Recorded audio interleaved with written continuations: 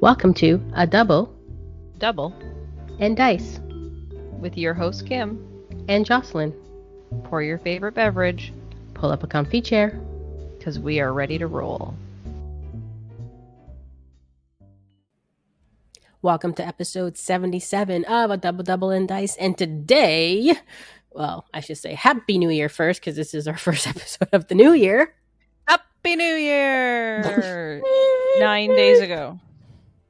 Yeah. Oh, well. You're counting 9 days as of like the day this drops. Yes. You can Not still say as Happy of the New day that we're Year. recording it. I don't know. I I don't feel know. like after you pass the first week, it's like you've missed your chance. It's like if you don't wish somebody, if someone celebrates Christmas and you don't wish them Merry Christmas before Christmas, then you've lost your window. You can't go to them on Boxing Day and say Merry Christmas. You can't do it. It's just, I can't do it. What if you say, hey, Merry Belated Christmas? No.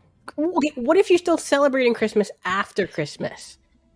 If you're still celebrating Christmas after Christmas, then it's acceptable. But like if you go into a store, for example. Oh, yeah. Okay. Yeah. Or you wouldn't meet say somebody on the street or a friend that you haven't talked to and it's after Christmas. And you know there's someone that celebrates Christmas, right? Then it just feels you would weird just to me. say, I don't know. your Christmas was good. I don't know. Exactly. You But go okay, immediately into what if past it's- tense. What if it's like, okay, so the week's gone, right? After New Year? But you haven't seen Yes. this person in the week, nor talked to them, and you saw them. Then you'd be like, oh, Happy New Year. No, just moving Wouldn't on. it be? No? What if I didn't see you until June? Can I say Happy New Year to you in June? Happy belated New Year. No, you wouldn't. How was your I New guess. Year? I You'd don't be know. like, I don't I feel like it's remember. That was maybe- like 6 months ago. Yeah, I guess a week after is probably not. I mean, Not anymore. everyone do whatever works for you. Like, I'm not here to judge. I'm just telling you this is how I feel. So, Well, it's January 5th as we record this, so it wasn't that long ago. no, but you already said Happy New Year to me. I know. Saying it to our listeners. I know. I'm just being silly. Maybe I'm being a pain in the butt tonight. I'm sorry. Happy New Year. No, it's all good. It's all good. So to kick off our we haven't 2000, had- what, I was going to say we haven't What? had Chinese New Year yet. isn't that usually in February? It's like the end of January or early February. Oh, So okay. we'll have to do that one as well. Yeah, I wonder what the year is of. It's the year of the rabbit. Mm. So I've I'm already not a seen it rabbit. everywhere. Oh, okay. January 22nd is Chinese there we New go. Year. It's the year of the rabbit. So I think we will have a podcast coming out around then. There we go. How many Happy New Year Ooh. podcasts do you think we can get in this year? We got to figure out all the New Years in the world. No, everybody does it to January 1st. You know, if you go by like the Mayan calendar, it's probably like different. The Mayan calendar. Didn't the Mayan calendar end in 2012, or is that like a like false? I don't know. I have no idea. I'm sure someone will tell us. I am sure. I am It's sure just someone looking will it tell up. us. No, I'm not looking it up. I'm just trying to figure out dates, and my calendar's not popping up. Okay. So Well, I'm sure there's a calendar out there that people still use. You know, that the New Year is somewhere else in the year. It's not January 1st. see, our next podcast is going to come out the day after Chinese New Year, the year of the rabbit. so we can say it. Yeah, there you go. It's We can close still enough. say We it, can it's say the it. day after. Yeah. Okay. All right. So maybe the entire month of January is acceptable for Happy New Year. Yeah. So our next episode that may come out, and no, it wouldn't come out. We only have twice in the month, right? I think. I don't know. I don't have the Yeah, calendar. just two this month. All right, so yeah, The you third guys- one it's the Happy this New year Year. is going to be into February. So Okay, and that Then is our for sure talk it's about too the New late. Year. So our today's episode, nice. we're nice doing transition, actually a Kim. twist on the New Year. It's a bit of a twist ish. I think so. I don't know. Is it a we are doing twist or is female it a character. cross? Oh, it could be a cross because we're Or doing is a it female a- character. Is it a what? Is it What a- else can it be other than a cross? Is it an X marks the spot? An X marks the spot. Yes, that could be it too. With a dash. Mm-hmm. And the year ending in 23. So we are doing a female character in Dice Masters of X-23. Are we out Yeah. of practice? Or I is it don't me? know. It's like this I new think year it's starting. me. I don't know. I Maybe I think it's drank me. kitty juice. But yeah, so we are doing a female character in Dice Masters to kick off our year, and we're doing X-23 To celebrate the year of 2023. There you go. So, should we get into it? Shall we Sure. learn about X-23? Let's do it. All right. X-23. Do you know Laura much about Linney. her? Do you know about her or not? What I know about X-23 comes from the Wolverine movie. Okay. The new one. Yes, what was it? Logan. Logan. Yeah. Logan. 2017 film. Logan. Spoiler. Yeah. Actually, I don't remember that film. I feel like I have to watch it again. It was so good. I'm sure it's on Disney Plus. Probably. Maybe. It's probably on Disney Plus. Yeah, it's been a while. Here, watch now. Disney Plus. There you go. Okay. It says so. Yes, that was called internet. Logan. Yes, old man Logan. And that's where I know X-23 from primarily, as well as her Dice Masters cards, but we're not there yet. No. We're going to little bit about her. We're going to learn. Okay, I could talk. We're going to learn a little bit about her story before we get into her cards. I should have Pepsi. Maybe that's for me. I don't know. Maybe the Pepsi's getting to me now. Yeah, the bubbles. The caffeine. The carbonated caffeine bubbles. I'm not going to sleep tonight. All right. So, yes, her name is Laura Kinney, aka X-23, is a human mutant. And, of course, she's Canadian. As she should be. It's Kinney. For some reason, I thought it was Linney, but I think I'm confusing her with like Laura Linney, the actress. Isn't that her name? Oh, Laura Linney. Laura. I don't know a Laura Linney. I know a Laura Dern. Yeah, Laura Linney. Oh, okay. Is an actress. Okay, that's where I'm getting it from. But her name is Laura Kinney. That's right, and she's not an actress. She is X-23. No. She's X-23. I'm gonna stop Googling now. All right, so. If we all know, there's a top secret program called Weapon X, which I'll get into a short version of what Weapon X is.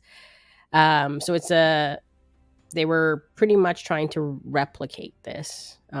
So Weapon X is pretty much, I guess, mutants that were captured, whether that's unwillingly or they actually wanted to participate in this experiment. Mm-hmm. So they were experimented on, and to pretty much enhance their superpowers or their mutant powers that they have. Coming from, obviously they're human, and then they just want to kind of get it out of them, I guess, right? I don't know. Right, but the original Weapon X was Wolverine, right? Yes. So he was experimented on, and yeah, it was Wolverine. So the project, well, we all know. Well, I'm not getting into Wolverine's story, but yeah, that's where Wolverine came from.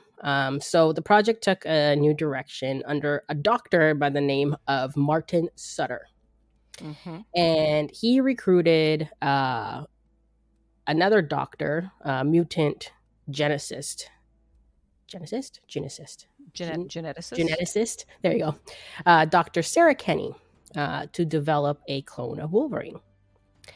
And they only had really one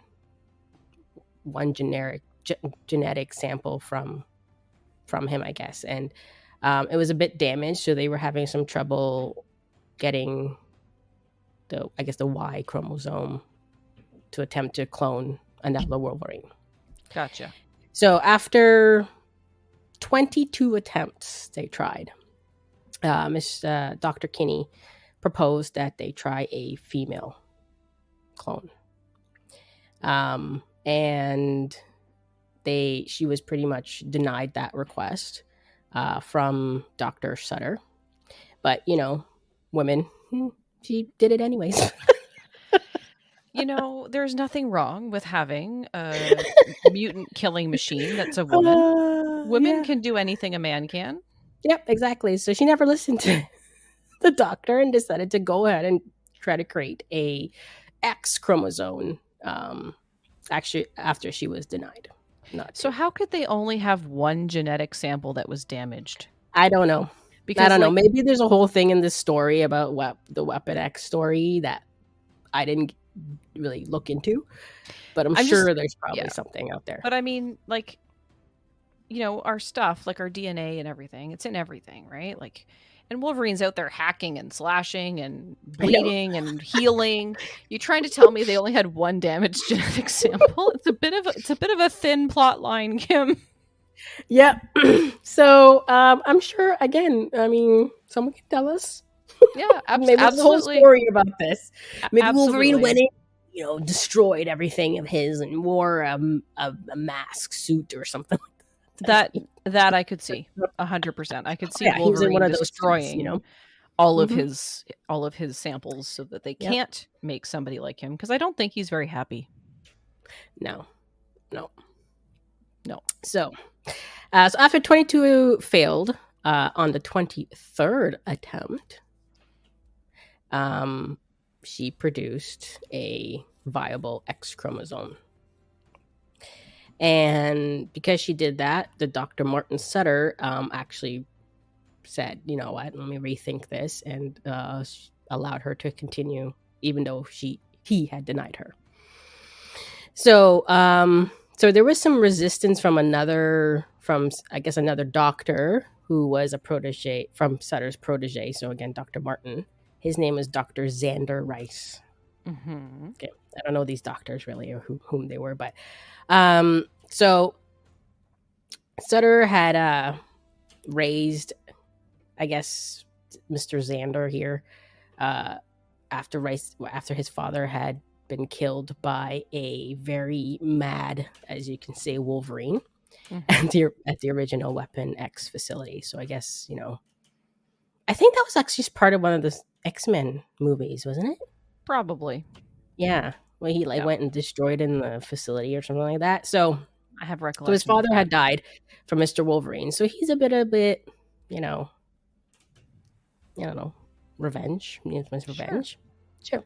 So so he kind of as a revenge, there you go. He for disobeying his orders of not doing this or anything like that, Rice kind of forced Dr. Kinney, so Sarah, to act as a surrogate mother, and she gave birth to, as we know her, as X-23.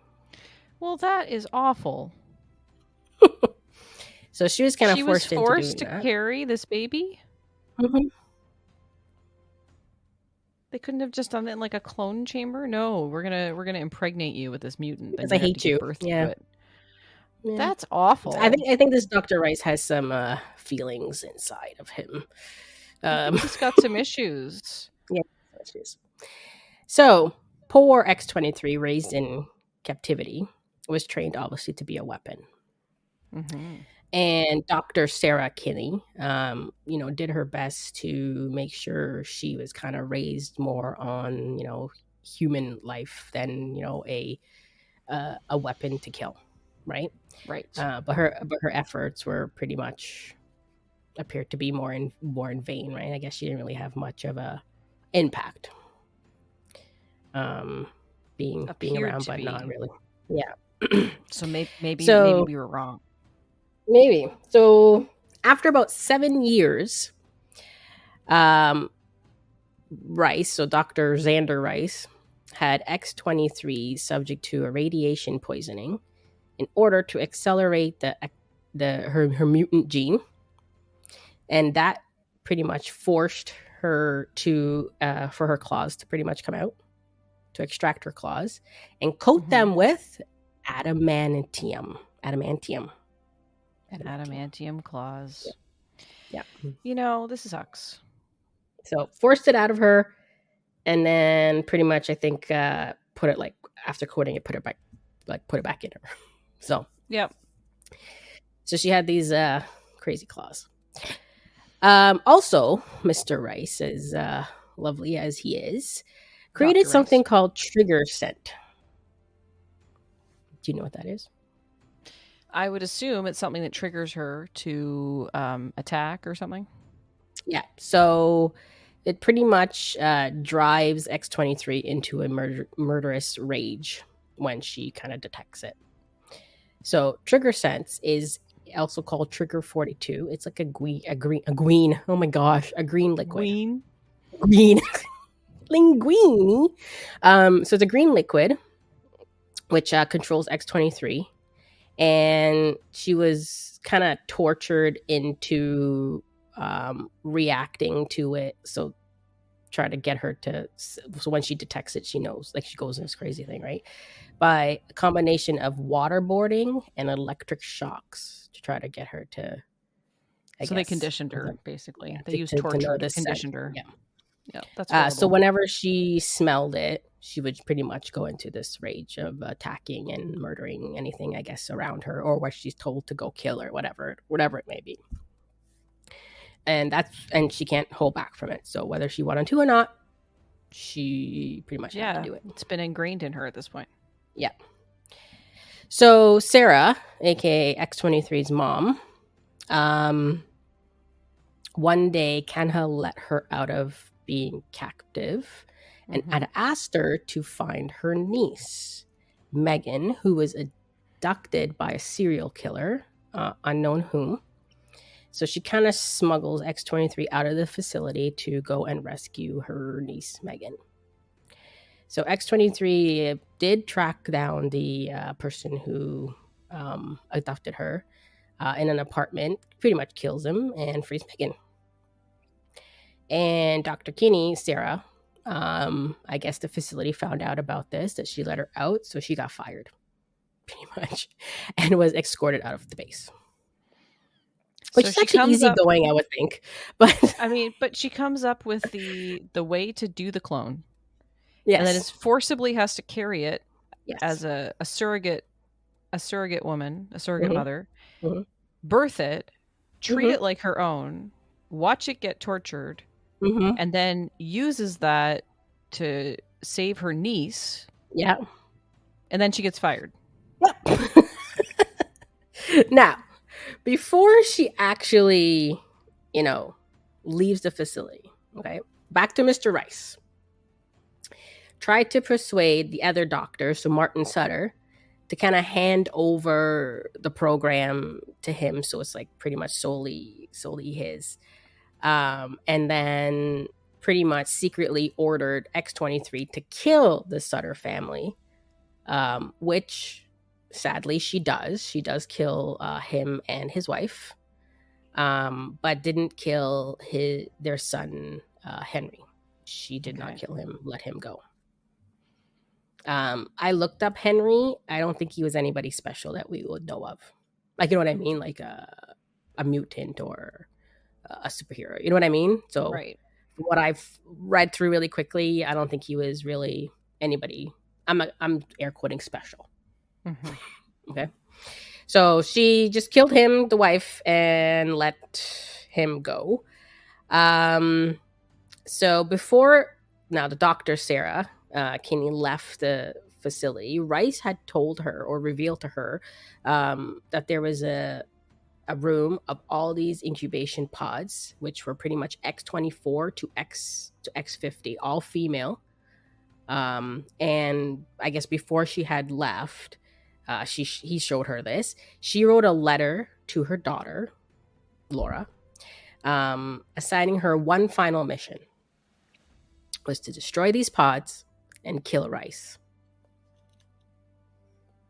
So X-23 succeeds in doing this, then meets her mother after to prepare to leave. However, prior to Rice's dying death, he actually exposed Kinney, Dr. Sarah Kinney, to trigger that beautiful trigger scent, which puts X-23 into a murderous frenzy, and eventually she killed her mother. So that's sad. So he pretty much set up her, pretty much. So maybe him revealing this room was a whole setup thing, right? So while she was dying, Dr. Sarah Kinney tells X-23 that her name is actually Laura, and she loves her and hands over her the letter and pictures of Charles Xavier, Wolverine, and the Xavier Institute. And I will leave it there. Dun dun dun. So I'm assuming then there's a whole story of her going and finding the X-Men, probably Charles Xavier, Wolverine, and so forth. Yeah. And then there's the version that happens in the movie Logan. Right, which I forget. Which is a little different than that. Yeah. So that's okay. That's the Marvel Cinematic Universe. Well, so there you go. that That's her is just story. That sucks. How she came to be. She was basically cloned to be a killing machine. Yep.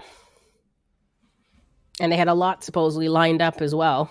And so much abuse of her, torture, abuse of her parent. I mean, you know, Dr. Kinney. Mm-hmm. I mean, I guess she signed up to do this stuff, but at the same time, sounds like she loved her clone daughter. Yeah. Yeah. Sucks. So, yeah. Unfortunately, I guess all that torture that they ever did actually did work. This trigger scent thing. So she can't, I'm sure as much as she wanted to stop it, obviously she couldn't, right? So yeah, that's horrible. I hope that they figured out at some point how to wean her off the trigger scent or an antidote or something. Yeah, I'm sure there's probably maybe Professor X can do something to her brain. Them. So maybe there's like something story along that, but obviously we don't want to get into that because that's probably the whole big story. So no, that's right. But that's a good origin story for X-23. Yeah. So thanks, Kim, for putting all of that research together and sharing that with us. So should we talk about X-23 and Dice Masters? Mm-hmm. All right. So X-23 has been in 3 Dice Master sets and has different stats in all of them. So she was in, the first set she appeared in was Uncanny X-Men, way back in 2015. And then she was in the Deadpool set.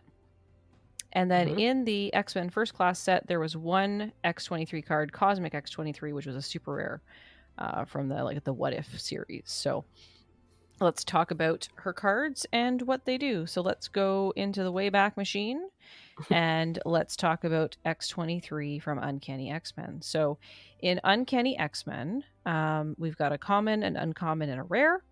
Her stats on all of her dice in this set is 152, 262, 273.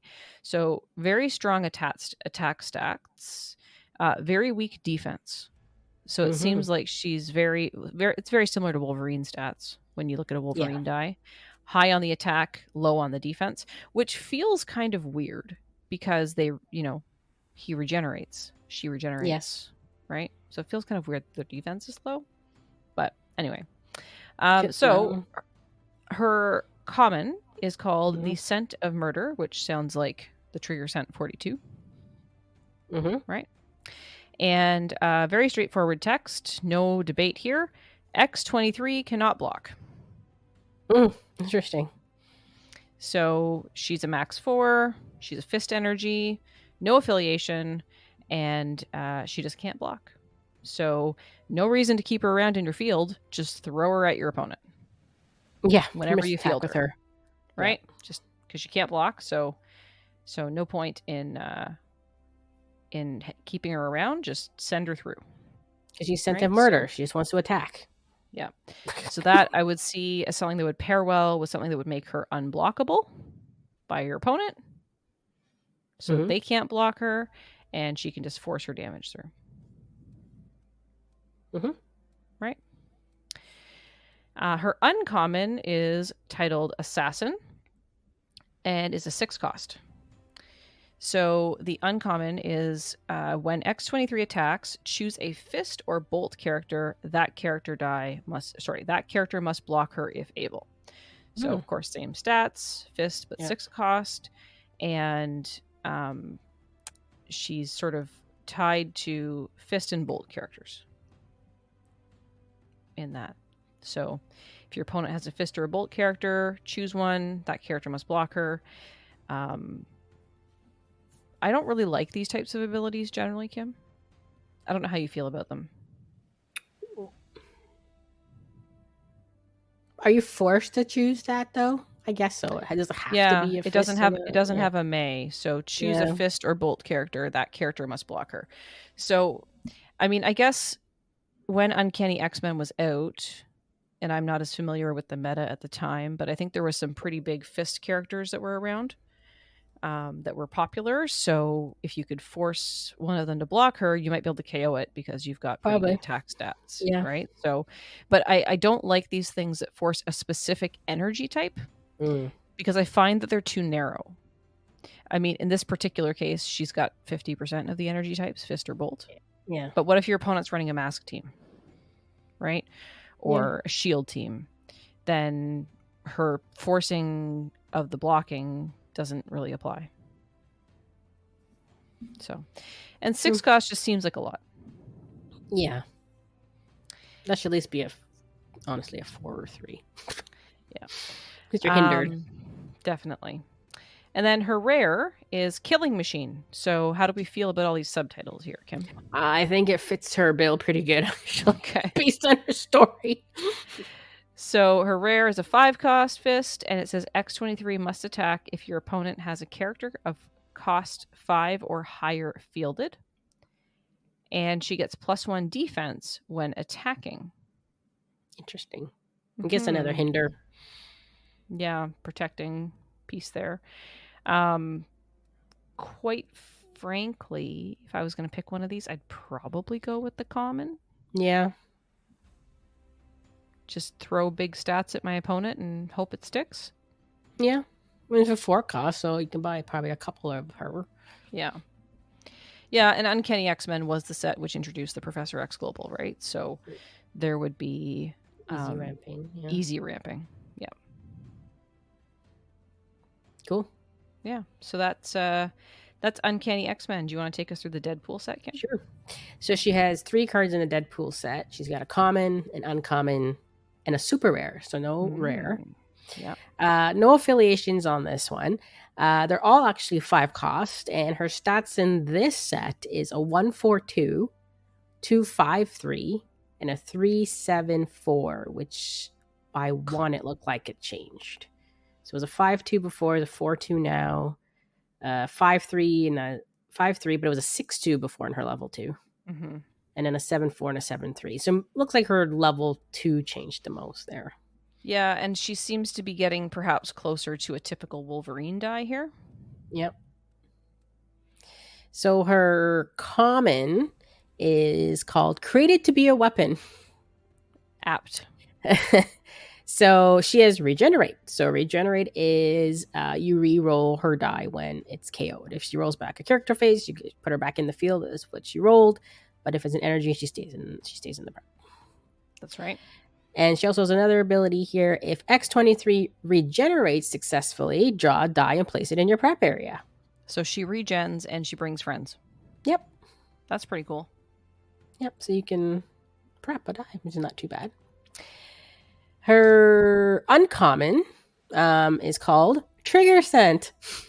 We've heard about that. Right. If an opponent has 2 or more dice in their prep area, X-23 costs 1 less to purchase. 2 or more dice in their prep area. Mm-hmm. Well, that's cool. And then there's a reminder text there. X-23 does not need to be active to use this ability, so that's good to know. So she's a 5 cost, so I guess you could get her a 4. Yeah. I'd rather probably run the Regenerate. Mm-hmm. Yeah, me too. That one's okay. Mm-hmm. Her last one, which is the super rare, is called Blades of Rage. Nice. When X-23 attacks, roll all dice in all players' prep areas. For each energy rolled, X-23 gets +2A. And it says in brackets, count energy symbols, not faces that show energy. Nice. Double energies are good. Yeah. Return all roll dice to their respective prep areas. That could get awesome. I think I've played this one. I for sure have not played this one.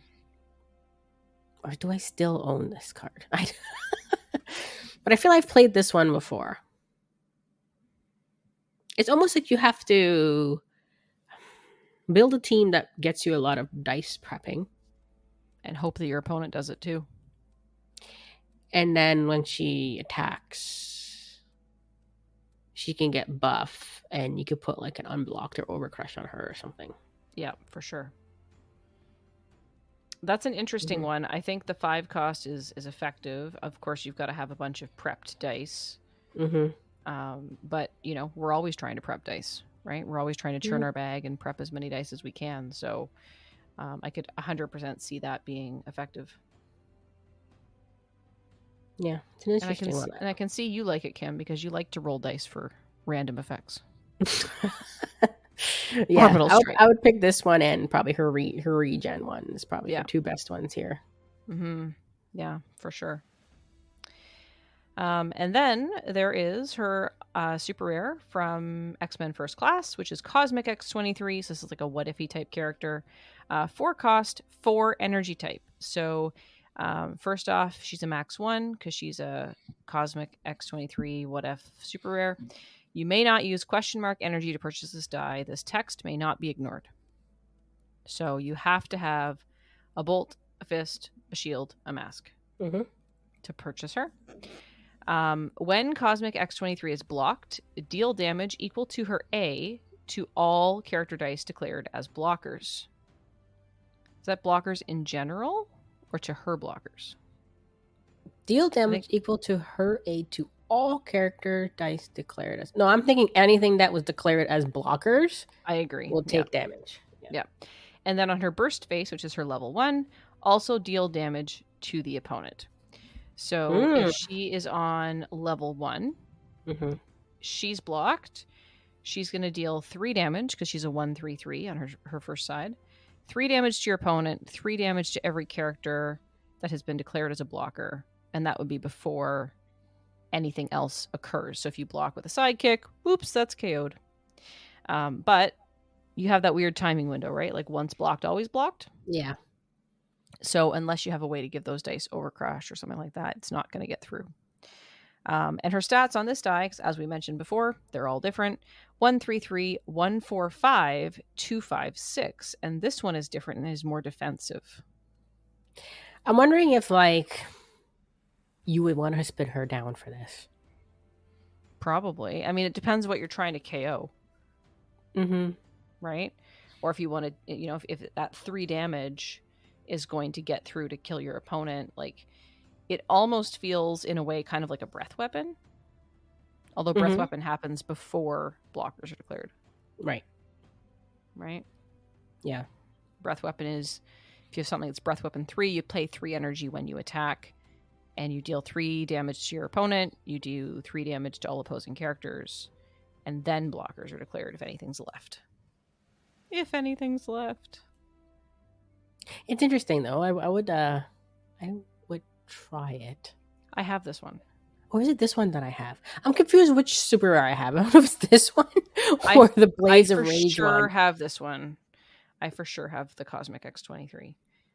It's a cool looking die too. It's like a red glittery die, I think. Yeah, I have this one for sure. So yeah, I think obviously it's the hardest one to purchase because you have to have all 4 energy types. So if this is something that you really want to do and prepare for in your team, you're going to need to find a way to do that, whether that is like energy fixer globals, like, you know, pay 0 and spin a sidekick to its bolt face, spin a sidekick to its fist side, whatever the case may be. Or in Golden, we have Intellect Devourer, which lets you change it to any side, right? Or if you have like some low-cost characters that you can purchase and then use the Clayface Global, pay a mask, take a die from your use pile and put it in your prep or your reserve pool on any energy face, something like that could help you get the energy you need to purchase a Cosmic X-23, because whenever you actually have one of these on your team, you never roll one of every energy type. It's true. And when you don't have it on your team, that's all the time. All the time. This is why I keep advocating for a sideboard in Dice Masters. Everyone should have a sideboard that exists of a what if character. And if you roll all 4 energy types, you can choose to put that character in. You choose to buy it? Mm-hmm. Hey, maybe that's a good theme for WDA there, Jocelyn. Kim, I've been talking about this for 2 years, and you're only just now making it into a WDA theme? Put like 3. Like maybe they have 3 what if characters to the side. Yeah. And then if they roll it, they can bring it into the game. I think it's a great theme. But maybe you have to take out one of your cards to bring it in. I mean, if you actually naturally roll it and don't prep for it, it's not something that's based on energy fixtures and whatever. It's 1 die. It's a max 1, Kim. That's true. Yeah. Then yeah, it could be part of your team. Put all of them on your All right, team. it's done and deal. That's the next one of the next available themes for WDA. Coming to a weekly dice arena near you. Jocelyn's sideboard idea with what if characters. That's exactly what I'm calling it. Jocelyn's sideboard. Nice. What I like it. if? So yeah, I think of all of these characters, like I've played with some of them. Mm-hmm. I've probably played with the common X-23 from Deadpool. I've definitely played with the common and probably the rare from Uncanny X-Men, because Uncanny X-Men's one of the sets that I have basically completed. And I played a whole ton of that set back in the day when there was not a lot to play with. We used to play a lot of very long Dice Masters games at the kitchen table. So I've definitely played with some of them, but I think that Cosmic X-23 is probably my favorite. It's just about building a team to make it work. Right? Dealing all that damage is awesome. I never really played with her much of her. I honestly don't know what I own, but I know I own one of those super rares. But yeah, I think it was one of those super rares that I've played. So I don't think I've played any of her other cards. You're either uni-powered or Blades of Rage. Yeah, and I'm gonna look while you go through the dice bag. Okay. Which one I actually have, because it's bothering me. Yeah, so let us know what you think of X-23, of her cards. Have you played with any of these cards? How do you guarantee that you can purchase your what if character when you build a team with one of these characters that has all 4 energy types that are required and you can't use a question mark to purchase? Like, let us know. We'd love to hear from you on that. So, and speaking of hearing from us, let's jump into the dice bag. So our last episode of 2022 had a couple of responses, limited feedback. It was a busy time. I know people are still catching up on their podcasting after spending time with family over the holidays. But we did hear from everyone's fave hero, Donnie, on the YouTube. That's right. And Donnie said that he looks forward to the Out of the Shadows and the Dynamic Duos episodes that we talked about doing for this year as we continued our journey to highlight female characters in Dice Masters. He also said that if we wanted to jump into Golden, there's a few duos that we could talk about. Some that come to mind for him are Jean Grey and Storm, Crystal and Scarlet Witch, Wasp, and She-Hulk. So those are some great suggestions, and we really appreciate that, Donnie. We will absolutely add those to our lists. And then he finishes by letting us know that Boxing Day is not a thing in the US, as we had suspected. They do have the Black Friday, the day after Thanksgiving. It's kind of the same thing. He also shared that snickerdoodles are amazing, and anytime that I need a taste tester, I can just go ahead and send that stuff to Idaho. I don't think it's going to make it to Idaho, Donnie. I think someone's going to eat it before it gets there. You know what? So they're going to be like, oh, this is probably like has stuff in it. So that's dump it. Yeah, or it won't get to past the border. It'll be like, this is a food beverage item. It requires special tax and inspection. I guess we need to eat it at the border. I don't know how this happens. But I don't know that I can ship food. But with that said, anyone who is interested in any of the baking that I talk about on this episode, if you're in Toronto, make sure you reach out, because you can come play Dice Masters with us. We're playing Wednesday nights at Game Time Collectibles in Mississauga these days. And we can always throw in a special event if someone's nearby. We can add in a weekend or something like that if you're in the neighborhood. Get some Dice Masters in, roll some dice with the double and dice people that you're talking to right now, me and Kim and others, other folks, gals, us gals, and Marcus and Nick and Nathan. So Nathan and Nathan's dad, Nick. They come out sometimes. Nathan's dad. Yes, that's right. Nathan's dad, I thought I heard it the other way for some reason. For weeks, I didn't even know Nathan's dad's name. He was really? just Nathan's dad. I actually asked Will about it. I'm like, so what is Nathan's dad's name? Because I only know him as Nathan's dad. He's like, that's his name, Nathan's dad. Yeah. But it's Nick. And I'm like, okay. So now I know. But it's like I'm Noah's mom all the time. Sure, Noah's mom. Yeah. Noah's mom. So anyway, and all of the new folks that we're going to be getting to come in to come and hang out. We've got Johnny that comes out sometimes, and we'll be hopefully getting some new players in time for Secret Wars, which is coming later this year. So far away. It'll come fast. It's already January. It's already 2023. How'd that happen? I know. May feels very far away, but it'll be here before we know it. And then we heard from Jordo from dm-north.com. He says, Alberta weather report, +2 Celsius. It is not always cold here. +2 Celsius feels like minus something. Probably, but it's not. I mean, +2 Celsius is not that cold. I'm not doing the Fahrenheit conversion for the Americans on the call. You guys can do the math. You can do the probably like 36 or 38 Fahrenheit. Look at you. I'm guessing. Math. I'm guessing. Well, 32 is 0, right? So you're probably not that far off. Yeah. But yeah, so +2 Celsius. And I think that was all. He also included a tongue sticking out emoji. So I think that's his way of saying he's not going to move back to Mississauga to play Dice Masters with us in person. But I still would encourage him to do so. So. By the way, I own a Cosmic X-23. There you go. I had an X-23. I think I traded it. Well, I'm glad that we got all that sorted out, Kim. Do you feel better now? Yes, it was dying. And I couldn't wait after the podcast to check. No, I completely get it. All right. So that is the dice bag. Because like I said, the dice bag was a little light this week with the holidays and such. But we would love to hear from you. And you can reach out to us at all the places that I'm going to talk about in a minute. But first, I'm going to turn it back to our good friend Kim, who's going to tell us about all the places you can play Dice Masters. Yes. You can play online weekly on Tuesdays at 9 p.m. Eastern on a weekly Dice Arena, hosted by dmNorthTV. By Kim. And so yes, Jocelyn is you are in the sheet.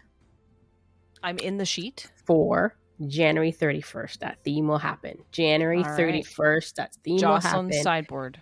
I can't come that night. What if it's called What If Jocelyn's sideboard? But what if Jocelyn came to WDA can't happen that night because I'm going to be in Vancouver? No, I could change it. How about the 24th? I'm going to be in Saskatoon. How about this week? How about the 10th? I don't know. It's possible.